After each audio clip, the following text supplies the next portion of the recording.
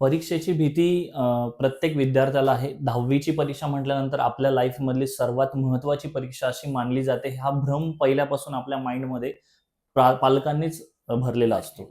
आणि 10वी परीक्षा नंतरही बऱ्याच अवघड परीक्षा आपण देणार असतो. परंतु 10वी परीक्षा हे सर्वात महत्त्वाचा टप्पा आहे, ज्याच्यामध्ये 20 फेब्रुवारी म्हणजे आता फक्त 60 दिवस राहिलेत आपल्या परीक्षांसाठी.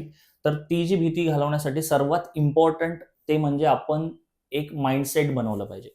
सो माइंडसेट ही खूप इम्पॉर्टंट संकल्पना आहे. जर आपण आपल्या माइंडमध्ये आपले मार्क्स ठरवले, फॉर एक्झाम्पल की 50% विद्यार्थ्यांनीही किंवा 90% विद्यार्थ्यांनी कोणीही हे ठरवू शकतं.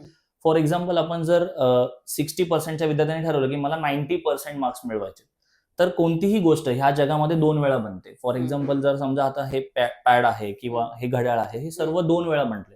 तर आपल्या माइंडमध्ये जर आपलं फ्युचर प्लॅन केलं नाही, तर रिअलमध्ये ते येणार नाही. 2